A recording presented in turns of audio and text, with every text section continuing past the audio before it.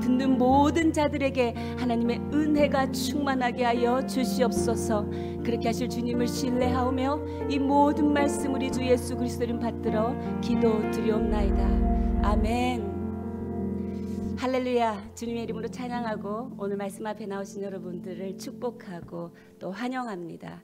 오늘 주신 하나님 말씀 저희 다 함께 보도록 하겠습니다. 이사야 66장 1절부터 14절까지의 말씀입니다. 한 절씩 교독하고 제가 먼저 1절을 읽겠습니다. 여호와께서 이와 같이 말씀하시되 하늘은 나의 보좌요 땅은 나의 발판이니 너희가 나를 위하여 무슨 집을 지으랴. 내가 안식할 초소가 어디랴. 나 여호와가 말하노라. 내 손이 이 모든 것을 지었으므로 그들이 생겼느니라. 물은 마음이 가난하고 심령에 통회하며 내 말을 듣고 떠는 자 그 사람은 내가 돌보려니와.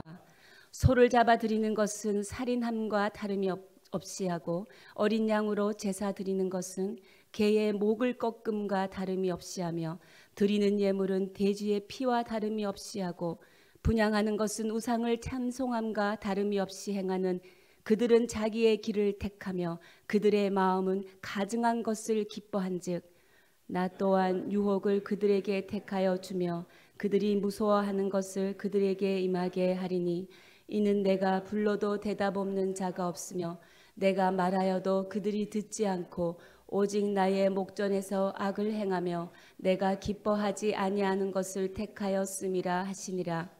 여호와의 말씀으로 말미암아 떠는 자들아 그의 말씀을 들을지어다. 이르시되 너희 형제가 너희를 미워하며 내 이름으로 말미암아 너희를 쫓아내며 이르기를 여호와께서는 영광을 나타내사 너희 기쁨을 우리에게 보이시기를 원하노라 하였으나 그들은 수치를 당하리라 하셨느니라. 떠드는 소리가 성읍에서부터 들려오며 목소리가 성전에서부터 들리니 이는 여호와께서 그의 원수에게 보응하시는 목소리로다. 시온은 진통을 하기 전에 해산하며 고통을 당하기 전에 나말을 낳았으니 이런 일을 들은 자가 누구이며 이러한 일을 본 자가 누구이냐. 나라가 어찌 하루에 생기겠으며 민족이 어찌 한순간에 태어나겠느냐. 그러나 시온은 진통하는 즉시 그 아들을 순산하였도다. 여호와께서 이르시되 내가 아이를 갖도록 하였은즉 해산하게 하지 아니하겠느냐. 내 하나님이 이르시되 나는 해산하게 하는 이인즉 어찌 태를 닫겠느냐 하시니라. 예루살렘을 사랑하는 자들이여 다 성읍과 함께 기뻐하라. 그 성읍과 함께 즐거워하라. 그 성을 위하여 슬퍼하는 자들이여 다 그의 성의 기쁨으로 말미암아 그 성과 함께 기뻐하라. 너희가 젖을 빠는 것 같이 그 위로하는 품에서 만족하겠고 젖을 넉넉히 빤 것 같이 그 영광의 풍성함으로 말미암아 즐거워하리라. 여호와께서 이와 같이 말씀하시되 보라 내가 그에게 평강을 강같이 그에게 문나라의 영광을 넘치는 시내같이 주리니 너희가 그 성읍의 젖을 빨 것이며 너희가 옆에 안기며 그 무릎에서 놀 것이라. 어머니가 자식을 위로함 같이 내가 너희를 위로할 것인즉 너희가 예루살렘에서 위로를 받으리니. 다 함께 읽겠습니다. 너희가 이를 보고 마음이 기뻐서 너희 뼈가 연한 풀의 무성함 같으리라. 여호와의 손은 그의 종들에게 나타나겠고 그의 진노는 그의 원수에게 더하리라. 아멘. 오늘 이사야 66장 본문의 배경은 이렇습니다. 이스라엘이 바벨론 포로 70년 후에 예루살렘으로 복귀하고 또 다시 재건될 성전에서 하나님 앞에 어떤 모습으로 나타날 것인가를 예언하고 있습니다. 미래에 일어날 그 일을 현재에 일어나는 사건처럼 설명하는 예언자적 현재 형태입니다. 우리가 다 알다시피 고레스 왕의 칙령이죠. 이제는 고향으로 돌아가서 성전을 지어도 좋다라는 고레스 왕의 칙령으로 인하여 이스라엘 백성들이 복귀하였습니다. 70년 땅, 그 바벨론 땅을 뒤로하고 온다는 것은 그리 쉬운 일만은 아닙니다. 나의 고향으로 그 오매불만 기다리던 그 고향으로 돌아간다라는 기쁨도 있는 반면 70년이라는 그 세월은 10살에 바벨론으로 갔다면 80세가 된 나이에 고향으로 돌아오는 것입니다. 이미 2세대가 넘는 세대가 그 자리에서 땅에 털을 내리고 결혼을 하고 자녀를 낳고 손자를 낳은 그 세대를 이루고 사는 사람들이죠. 그래서 예루살렘으로 돌아온 이스라엘 백성들은 여호와의 신에 감동된 사람들이었습니다. 그들이 예루살렘 땅에 돌아온 목적은 무엇입니까? 바로 하나님의 성전, 그 예루살렘 성전을 수축하는 그 기대로 인하여 그들은 그 땅을 밟기를 기다리며 급기야 돌아오게 되었습니다. 근데 이들은 무너진 예루살렘 성전을 수축하면서 감격하죠.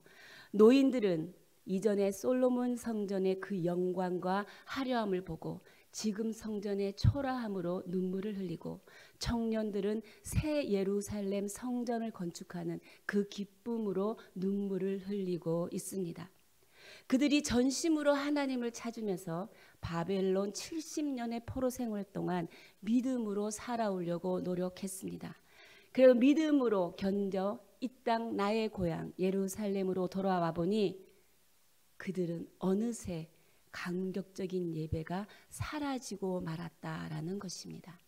그들의 경건함과 그들의 하나님의 경외하는 마음이 없어지고 소멸되어지고 이제 그들의 예배 형태는 오늘 본문에 말한 것처럼 이러한 형태를 드러내게 되었다라는 것입니다. 그들의 경건은 무너지고 타락과 죄로 물들어 갔다라는 것이죠. 돌아온 예루살렘 땅에는 기쁨과 찬양만 있었던 것이 아니라 살던 이방인들 70년 동안 터줏대감으로 살던 그 이방인들의 텃세가 있었고 그들의 이방인들의 문화가 있었기에 돌아온 이스라엘 백성들에게 살기에 녹록치 않은 땅이었습니다. 그들은 그 이방인들과 타협했고 그 이방인들의 가져온 문화를 즐기기 시작했고 그 이방인들이 가져온 우상을 섬기기 시작했죠. 오늘 이사야 선지자는 이 생명 없고 형식적인 예배를 미리 예언하면서 하나님의 마음을 오늘 우리 가운데 전달하고 있습니다. 그 하나님의 안타까운 마음, 그리고 하나님께서 우리를 향해 책망하는 마음, 오늘 그 예배가, 우리가 드려지는 예배가 어떠한 예배가 되어져야 하는지 오늘 본문의 말씀을 통하여 우리에게 전달하고 있습니다. 오늘 본문 전체의 내용은 이렇습니다. 먼저 1절에서 하나님의 존재를 알려주시지요. 하나님은 어떤 분이십니까? 하늘은 나의 보좌요 땅은 나의 발판이라. 하나님께서는 제한되는 분이 아니라는 것입니다. 하늘이 보좌요 땅이 발판이다. 온 우주를 다스리는 분이시라는 것이죠. 그 어떠한 한 영혼도 어떠한 한 피조물도 하나님의 영역에서 벗어날 자가 없다라는 것입니다. 그러나 하나님께서는 끝까지 가증한 자들은 보응하시겠다 오늘 말씀을 선포합니다. 그런데 그 핍박 중에도 여전히 여호와를 사모하는 자들에게는 끝없는 위로와 넘치는 평강과 풍성함을 내가 약속하마라고 하는 전체의 내용을 말씀하고 있습니다. 오늘은 저는 2절부터 4절을 중심으로 우리를 찾아오시는 하나님이라는 제목으로 여러분과 여러분께 말씀을 전하고자 합니다. 우리 2절 다 함께 3절을 먼저 다 함께 읽어보겠습니다. 시작. 소를 잡아 드리는 것은 살인함과 다름이 없이 하고 어린 양으로 제사 드리는 것은 개의 목을 꺾음과 다름이 없이 하며 드리는 예물은 돼지의 피와 다름이 없이 하고 분향하는 것은 우상을 찬송함과 다름이 없이 행하는 그들은 자기의 길을 택하며 그들의 마음은 가증한 것을 기뻐한즉. 네. 경건도 무너지고 타락과 죄로 물들어 가는 그들을 통해 받으시는 하나님의 모욕입니다. 하나님의 모욕의 내용이 오늘 이 3절 가운데 나와 있습니다. 이 모든 것들은 쓸데없는 재물이다라고 말씀하십니다. 구약 시대에 드려지는 제사에는 피 흘림이 있어야 합니다. 피 흘림이 없이는 사함이 없기 때문입니다. 그러나 신약 시대를 살아가는 우리에게는 그리스도 예수의 피가 우리를 구원한 구원의 표가 되는 것이지요. 3절에서는 끔찍한 우상 숭배의 전형이 나오고 있습니다. 우리가 금방 읽은 본문을 통하여서 알 수 있듯이 소나 양을 잡아서 제물로 드리거나 또 혹은 예물이나 분향으로 하나님 앞에 제사를 드리고 있는 모습을 볼 수 있습니다. 그러나 우리가 제사를 드리는 우리의 마음 가운데, 그들의 마음 가운데 죄를 회개하는 마음과 주 여호와를 향한 신앙이 없이 드려지는 그 예배는 어떠한 형태로 표현되고 있느냐? 그 제사의 형태는 이렇게 말하고 있습니다. 살인함과 같다. 그리고 개의 목을 꺾어 드리는 것과 같다. 돼지의 피를 드리는 것과 같다. 우상을 찬송하는 것과 같다라는 것입니다. 이것은 가증스러운 행동이라고 하나님은 말씀하고 계십니다. 하나님 앞에 헌제자들이 들고 나오는 제물이 각자 자기의 고집으로 자기의 기쁨으로 들고 나온다라는 것이지요. 형식적으로 크고 위대한 것들을 들고 나온다는 것입니다. 그들이 들여서 드리는 소의 제물은 그냥 살인입니다. 제물이 아닌 것이지요. 그들이 드리는 어린 양은 그냥 돌아다니는 개의 목을 꺾어서 오는 것과 다름이 없는 전혀 감격과 헌신이 없는 것이라고 합니다. 그들의 예물은 돼지의 피다. 아무런 혈육도 발생할 수 없는 쓸모없는 피라는 것입니다. 그들의 분향, 태워서 올리는 거죠. 그들이 분향하는 것은 여호와를 찬송하는 것이 아니라 우상을 찬송하는 것과 다름없다. 하나님은 지금 가증하다. 내가 견딜 수 없을 정도로 지금 내가 모욕을 받은 상태다라고 지금 3절에서 표현하고 있습니다. 예를 들어서 여러분 이런 마음이 아닐까 싶습니다. 저와 여러분이 식사를 초대받았습니다. 주소를 주셔서 식사 초대받은 집을 향하여 운전을 하고 갔습니다. 어마어마한 대저택의 문이 앞에 있고 갑자기 우리 차가 섬과 동시에 그 앞에 주차장에 그 앞에 대문의 문이 자동으로 열립니다. 자동으로 열려서 걸어갈 수 없을 만큼 그 집은 차로 들어가서 현관으로 갈 수 있는 집입니다.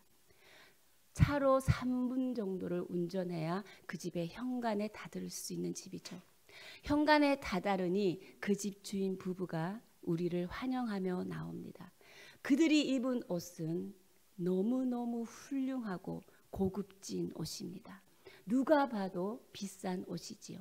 그들이 나와서 우리를 맞이합니다.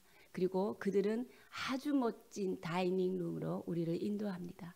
굉장히 비싼 다이닝 테이블에 우리를 앉힙니다. 그리고 식사가 나옵니다. 식사가 나왔는데 밥을 보니 분뇨입니다.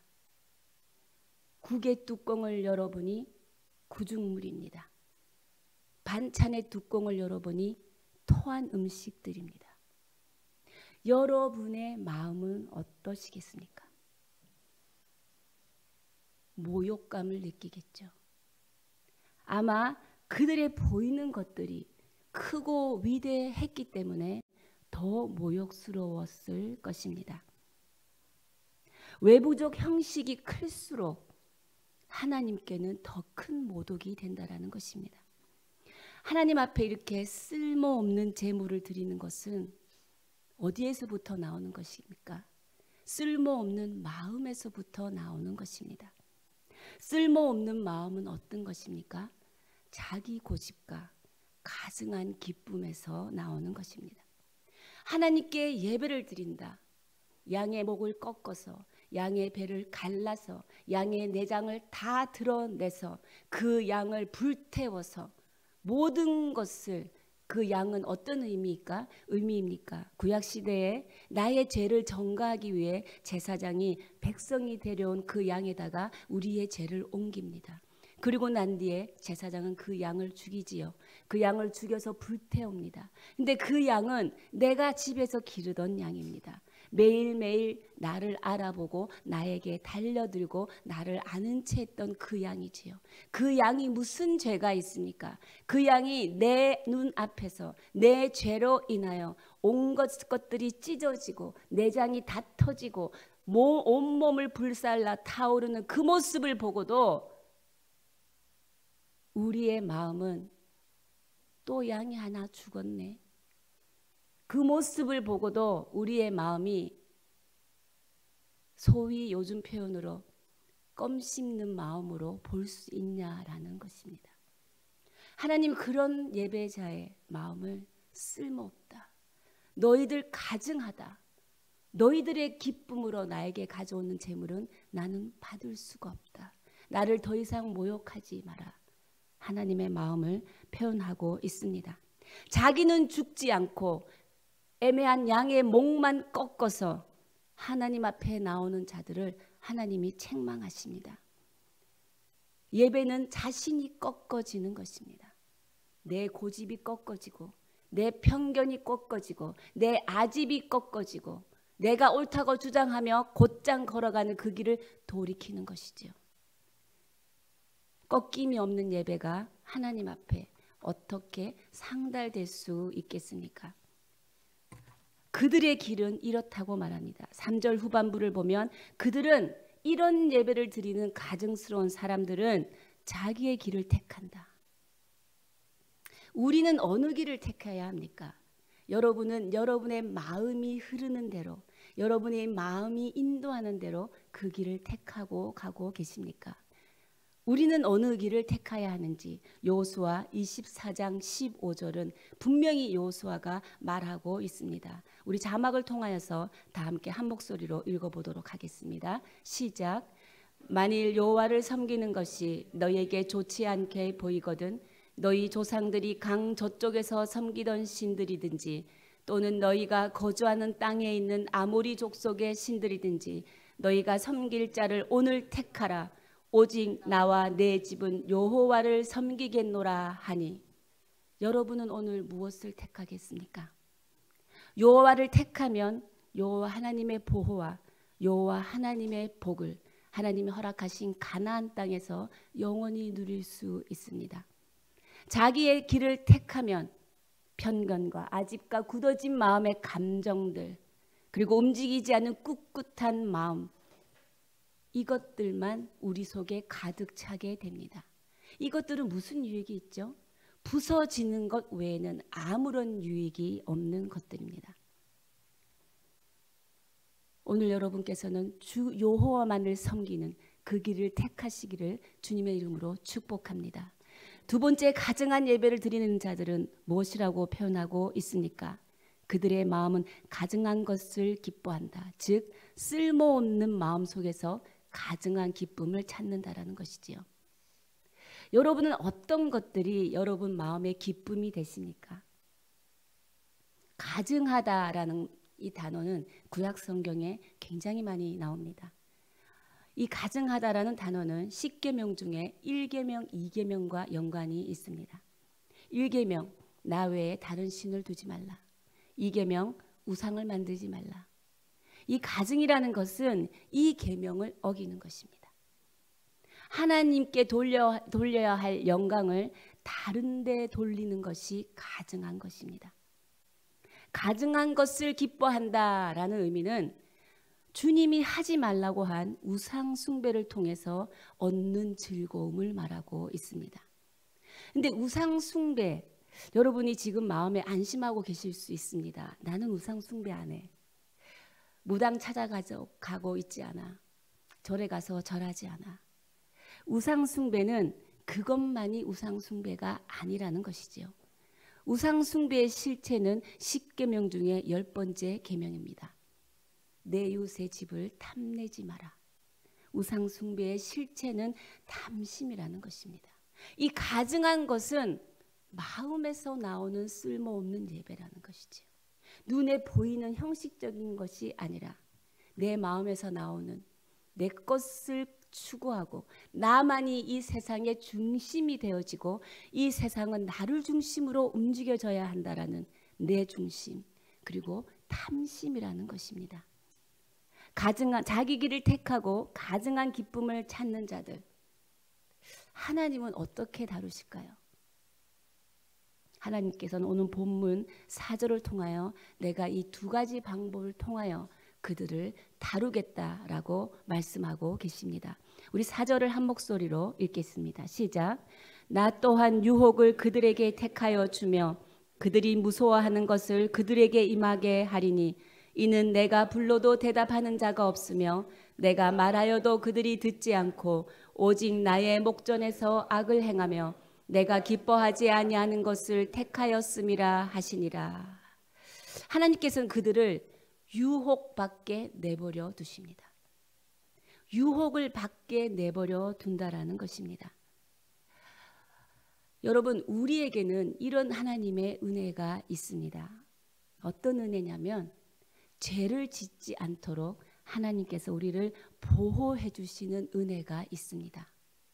죄를 짓지 않도록 하나님께서 우리를 죄를 억누를 수 있는 은혜를 주십니다. 근데 하나님께서 가증한 예배를 드리는 자에게 어느 순간 이 은혜를 사라지게 하겠다라는 것이죠. 채워진 은혜가 소진되면 내가 더 이상 그에게 다시 은혜를 채워주지 아니하리라라는 것입니다. 하나님께서 은혜를 채워주지 않으면 내 안에 가지고 있던 은혜가 소멸되면 어떤 현상이 일어나느냐?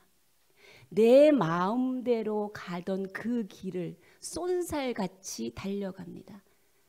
마치 비탈길에 트럭을 주차했는데 그 트럭의 사이드 브레이크가 풀리면서 그 트럭이 미끄러지면서 전봇대도 치고 옆에 차도 치고 상가도 치고 모든 것을 쓸어가면서 낭떠러지가 있는 것을 모르고 쏜살같이 달려가서 결국은 낭떠러지에 떨어지는 현상. 하나님께서 우리에게 그 죄를 짓지 않도록 주시는 그 은혜가 소진되면 우리는 죄를 향하여 쏜살같이 달려가고 결국은 낭떠러지에 떨어져 죽게 되는 것입니다. 하나님께서는 바로의 마음을 강팍하게 하셨습니다.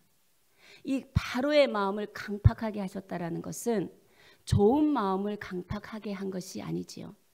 그는 원래 마음대로 살아가는 성향이 많았던 사람입니다. 자기 마음대로.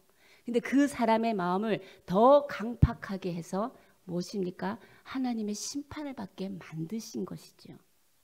우리가 직장이 없어지고 사업이 망하고 병이 들고 이렇게 시작하는 것이 심판의 다가 아니라 하나님의 심판은 마음으로부터 시작한다라는 것입니다. 하나님의 은혜가 소진되어 버리면 주님을 소중히 여기는 것들이 다 사라지게 됩니다. 하나님의 은혜가 소진되어 버리면 어느 날 예배 가운데 받던 은혜가 끊어지게 됩니다. 내 마음이 굳어진 마음으로 변하게 됩니다. 우리는 다시 돌이켜야 할 줄 믿습니다. 우리는 다시 여호와 하나님의 그 이름의 경외함으로 우리가 다시 돌아가야 할 줄 믿습니다. 하나님의 은혜가 아니고서는 우리는 살아갈 수 없는 존재이죠. 이 하나님의 은혜는 비탈길에 트럭이 행여라도 미끄러질까 그 타이어 뒤에 돌을 받쳐 놓는 그 지지대와 같은 그 하나님의 은혜가 오늘도 우리 가운데 있기에 우리는 죄로부터 보호받을 수 있음을 누리고 있다는 것을 오늘 이 아침 우리가 또 한 번 기억하기를 바랍니다. 두 번째, 하나님께서 이 가증한 예배를 드리는 자 어떻게 다루겠다고 말씀하십니까? 내가 그들에게 무서워하는 것들을 임하게 하겠다. 이 말은 심판을 받게 하시겠다라는 것입니다. 하나님께서는 돌이키도록 수많은 기회를 이스라엘 백성들에게 주셨습니다. 그러나 그 수많은 기회를 흘려보낸 것에 대해서 하나님께서는 내가 정확하게 갚겠다라는 것이죠. 내가 너 잘 나가고 있는 모든 것을 무너뜨리겠다. 명예를 목숨처럼 쥐고 있던 너에게는 추문이 나게 하겠다. 스캔들이 나게 하겠다. 재물을 목숨처럼 어떤 것보다 우상으로 여기고 있는 너에게는 내가 그 재물을 소멸시켜 버리겠다. 네가 그 어떠한 사람보다 믿고 의지하는 그 사랑하는 사람이 너에게 배신하게 하겠다라고 할 정도로 하나님께서는 지금 무서워하는 것을 그들에게 임하겠다. 하나님의 심판은 그냥 조용히 왔다 가는 내가 견딜 수 있는 것이 아니라 완전히 무서워함에 임하는 심판을 내가 행하겠다라고 하나님은 지금 우리를 경고하고 계시는 것입니다. 오늘 이 시간 우리에게 회개의 영이 임하여서 회개의 눈물을 다시 회복하여서 하나님 내가 죄 가운데 방향에서 다시 하나님을 경외하는 방향으로 바꾸겠습니다. 내가 하나님 없이는 살아갈 수 없으며 내가 하나님의 은혜 없이는 살 수 없는 존재니 다시 하나님의 은혜의 보좌 앞에 제가 돌아가겠습니다. 고백하는 기도의 시간이 있기를 축복합니다. 사랑하는 여러분, 그러나 그렇다면 우리 하나님은 어떤 하나님이십니까? 우리를 사랑하시고 우리를 위로하시고 우리에게 끊임없는 평강을 주시기를 원하시는 하나님이시라는 것입니다. 하나님이 만나주시는 예배자는 어떤 예배자인가? 우리 2절을 다 함께 읽겠습니다. 2절 시작. 나 여호와가 말하노라. 내 손이 이 모든 것을 지었으므로 그들이 생겼느니라. 물은 마음이 가난하고 심령에 통회하며 내 말을 듣고 떠는 자 그 사람은 내가 돌보려니와. 여기서 돌보려니와 개역 한글에서는 내가 권고하리니라고 표현되고 있습니다. 권고하다라는 것은 방문하다의 의미입니다. 히브리어는 파카르라고 합니다. 내가 방문하리라라는 것은 내가 너희를 찾아오리니라는 것입니다. 하나님께서 찾아오시겠다라고 합니다. 어떤 사람을 찾아오시겠다고 합니까? 마음이 가난하고 심령이 통회하는 자. 이런 자에게는 아무도 은혜 받지 못하는 예배에서도 내가 너를 찾아가마, 내가 너를 찾아가서 너에게 큰 은혜를 부어주마 라고 하나님께서 약속하고 계십니다. 가난한 마음이라는 것은 어떤 마음입니까? 자기 자신의 공로로는 하나님의 은혜가 아니고서는 도저히 주님을 만날 수 없기 때문에 하나님을 전심으로 찾고 의지하는 마음입니다. 오늘 예배가 내 인생의 마지막 예배인 것처럼 갈급한 사람이죠. 그리스도께서 나 같은 죄인을 위해서 십자가에 못 박혀 죽으신 그 구속의 사랑을 찾고 그 사랑이 나로 하여금 참된 예배자가 되게 하는 그 마음을 가진 자를 가난한 마음을 가진 자라고 말합니다. 이런 가난한 마음을 가지면 무엇이 따라오냐면 통회하는 심령이 따라오게 되어 있습니다. 가난한 마음 따로, 통회하는 마음 따로가 아닌 것이지요. 마음의 시작은 가난한 마음의 시작. 주님이 아니고서는 설 수가 없습니다. 그 가난한 마음의 시작으로 통회하는 심령의 열매를 맺게 됩니다. 통회하는 자, 니드카임, 마음이 깨진 자입니다. 부서져 버린 자죠. 왜 마음이 부서졌나요? 이미 지은 죄로 인하여 심한 고통을 느끼는 마음. 이미 지은 죄로 인하여 심한 고통을 느끼는 사람. 이것이 통회하는 자, 통회하는 심령을 가진 자입니다. 이렇게 죄악에 대하여 고통을 느껴야 우리는 죄를 버릴 수 있습니다. 죄가 들어와도 아무렇지 않다면 하나님께서는 우리가 드리는 그 예배를 받으시겠느냐? 오늘 우리가 이 아침에 고민해 보아야 할 논제입니다. 우리가 다 아는 다윗, 우리아의 아내 밧세바를 간음했을 때 처음에 다윗은 그는 이 모든 죄를 제사로 해결하려고 했습니다. 그에게는 너무나 많은 양과 염소가 있죠. 근데 그 제사를 드렸는데 하나님께서는 그 번제를 기뻐하지 아니하였다라고 시편 51편 16절 17절의 성경에서 말하고 있습니다. 주는 번제를 기뻐하지 아니하시나이다.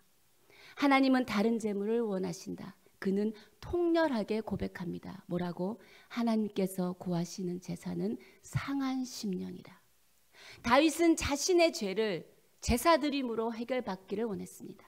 그런데 다윗이 하나님 앞에 그 제사를 드릴 때 다윗은 통렬함, 이 통회하는 심령이 있었기에 하나님의 마음을 받을 수 있었죠. 하나님이 이 제사를 받지 아니하시는구나. 하나님이 이 번제를 받지 않으시구나. 하나님은 지금 다른 제물을 원하시구나. 하나님이 원하시는 제물은 나의 상한 심령이라 다윗이 고백하고 있다라는 것입니다. 다윗은 주님의 거룩함 때문에 주님 앞에 통회하는 마음이 되었고 하나님이 찾아오시는 그 예배자가 되었던 것입니다.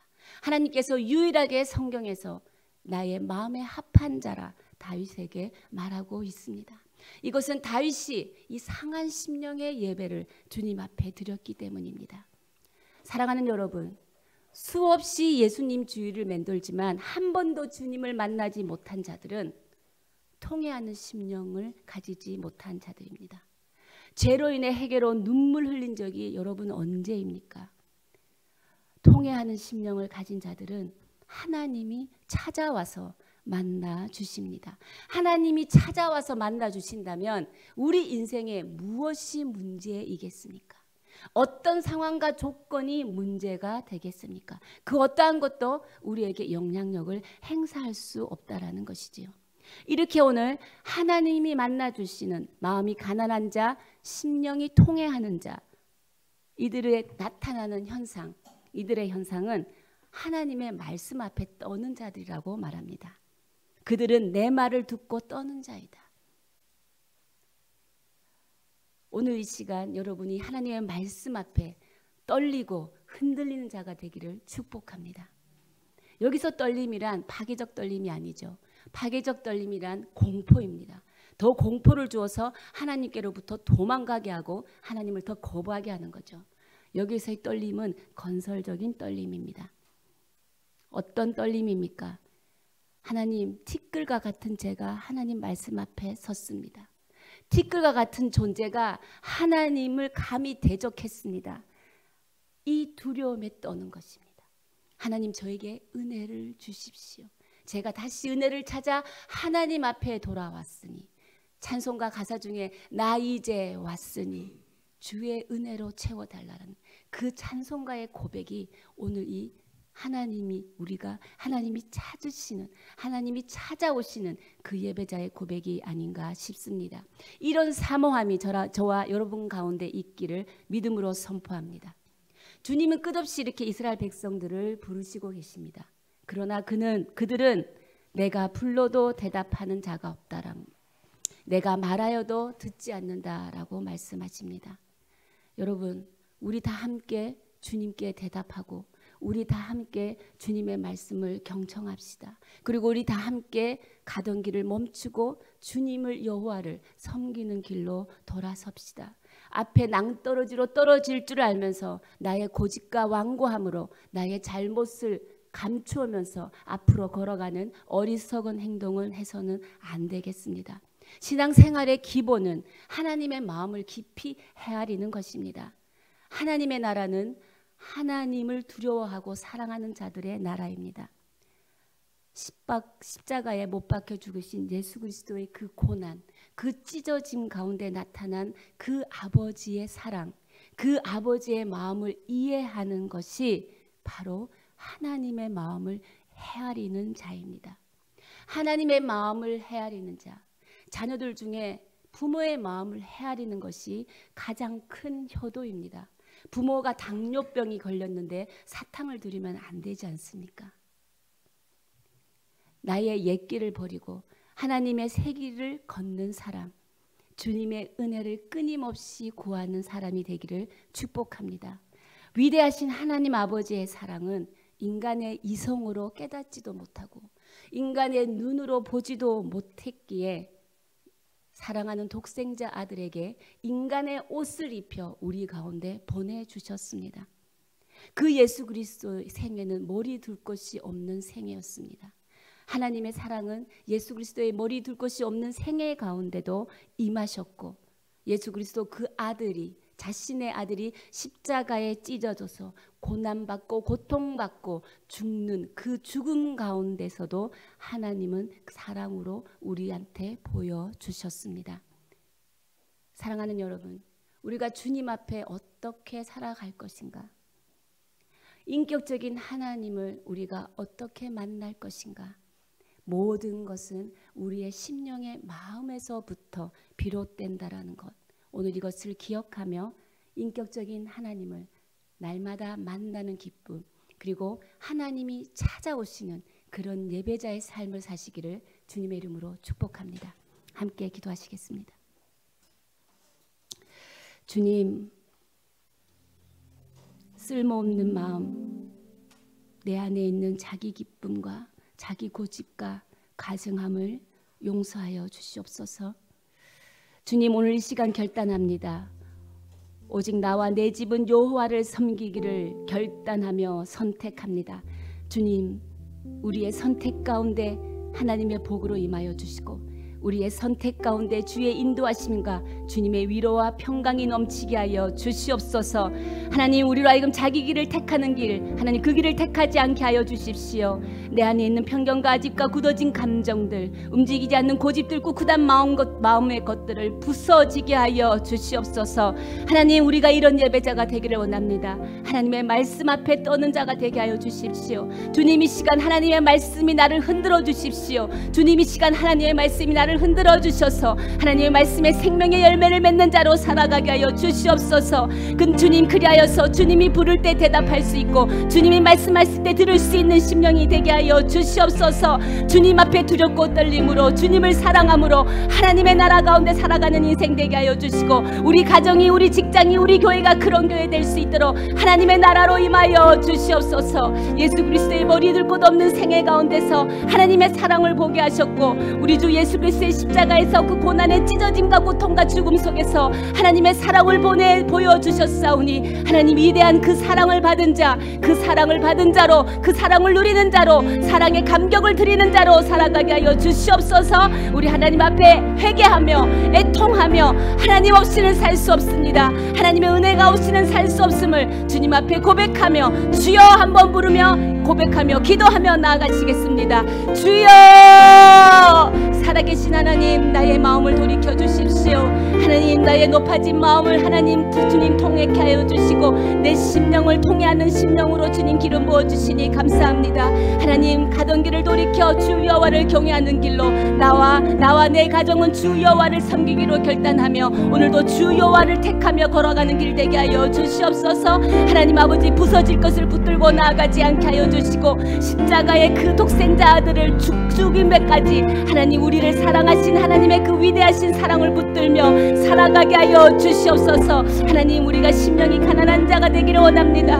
우리의 심령이 통회하는 자가 되기를 원합니다. 주님, 그래요 주님의 말씀 앞에 두렵고 떨림으로 그 말씀의 열매를 주 앞에 드려줄 수 있도록 성령을 부어주십시오. 우리를 연약하여 하나님 그럴 힘이 없고 그럴 능력이 없사오니 오늘도 성령을 부어주시고 기름 부어주시어서 하나님 우리의 인생이 하나님의 말씀 앞에 떨리는 자로 다시 회복되어질 수 있도록 하나님의 말씀 앞에 경청하는 자로 다시 세워질 수 있도록 하나님 우리의 심령을 하나님 다시 회복하게 하여 주시옵소서. 잠자던 자들을 깨워주시고 죽어가는 예배를 살려주시고 하나님 끊어졌던 예배 가운데 그 은혜를 다시 회복하는 자가 되게 하여 주시옵소서. 하나님, 우리 가운데 은혜가 소진되는 하나님 그런 아버지 그런 아픈 마음이 없도록 하나님 우리 앞에 그 은혜를 더하여 주십시오. 은혜를 채워주십시오. 그 은혜가 우리에게 태워져서 넘쳐 흐를 수 있도록 하나님 은혜를 더하여 주십시오. 하나님의 은혜가 없이는 살 수 없는 우리 죄인을 우리 주 예수 그리스도의 십자가의 공로로 인하여 하나님 보좌 앞에 세워주셨사오니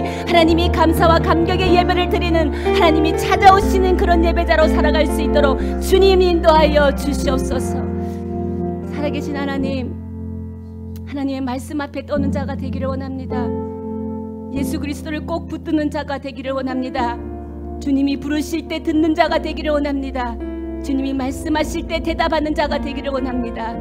하나님, 우리 가운데 주님의 그 위대하신 사랑, 십자가에서 찢기시고 고통당하시고 모든 피를 다 흘리시고 그 죽으신 그 죽음 안에서 죽음 속에서 하나님의 그 위대하신 사랑, 우리를 향하신 그 사랑, 우리가 오늘도 기억하고 일어서게 하여 주시옵소서. 하나님 앞에 심령이 참된 예배자로 살아갈 수 있도록 우리를 인도하여 주시옵소서. 그렇게 하실 주님을 찬양하오며 이 모든 말씀 우리 주 예수 그리스도의 이름으로 기도드리오며, 지금 이 시간 우리 주 예수 그리스도의 크신 은혜와 하나님 아버지의 무한하신 사랑과 성령의 역사 교통하심이 마음이 가난하고 통해하는 심령을 가진 자로 주님의 말씀 앞에 떨리는 자가 되어 주님이 찾아오시는 예배자로 살아가기를 결단하고 돌아가는 주의 백성들 머리 위에, 사람 살리는 교회 위에 지금부터 영원까지 함께 하시기를 간절히 축원하옵나이다. 아멘.